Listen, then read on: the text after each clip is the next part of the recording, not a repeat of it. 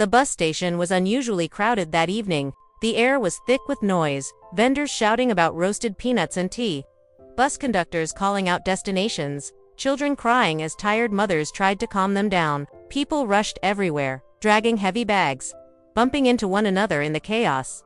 Ethan Cole stood quietly in the middle of it all. At 34, he looked older than his age. His shoulders were slightly bent from years of hard physical labor at the warehouse, his boots worn out, and his face carrying the tiredness of a man who worked too much but earned too little. He clutched a small envelope in his pocket, the last bit of cash he had until his next paycheck. It wasn't much, but it had to stretch for groceries, bus fare, and maybe, if he was lucky, a hot meal. Ethan joined the line for bus tickets. It moved slowly, each person ahead buying their ride home. Just as he reached close to the counter, he noticed something unusual.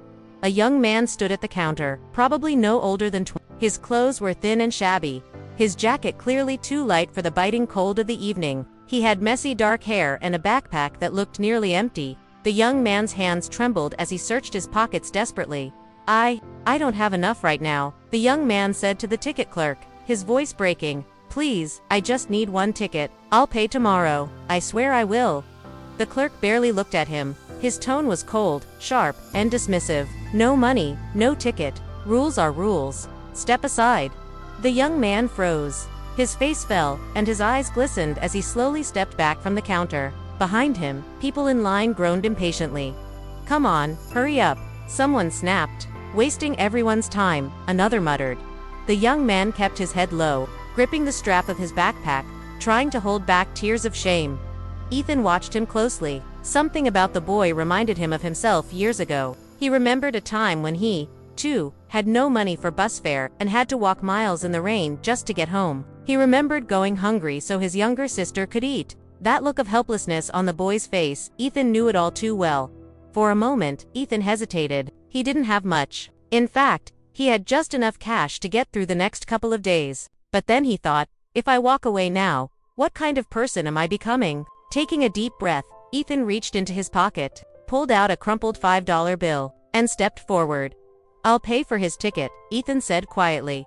The clerk raised an eyebrow, then shrugged. $2. Here's your change." The young man's head snapped up in surprise. His eyes widened as Ethan handed the ticket to him. "Sir, why? You don't even know me." He stammered. Ethan gave him a small, tired smile. "It's just a ticket. Get home safe." The young man clutched the ticket like it was the most valuable thing in the world. His voice trembled. "I won't forget this. I promise you. I won't forget." Ethan simply nodded and moved on. He didn't think much of it. To him, it was just a small kindness. But to the young man, it meant everything. Hours later, after finishing an exhausting overtime shift at the warehouse, Ethan headed home. The streets were nearly empty now, the silence broken only by the distant hum of cars. He carried a small bag of groceries, just bread, milk, and some instant noodles. As he walked through a dimly lit alley, a chill ran down his spine. He sensed something wasn't right. From behind him, footsteps echoed. He quickened his pace, but the footsteps grew faster. Then, 3 men appeared, blocking his path. Their clothes were rough, their faces hard. One of them pulled out a knife that glinted under the flickering streetlight. "Wallet, now," the man demanded. Ethan froze. His heart pounded. "Look, I don't have much. Please." Before he could finish, one of them lunged, shoving him against the wall. His groceries fell, spilling onto the dirty ground. Ethan's body trembled. He thought, is this it? Is this how my life ends?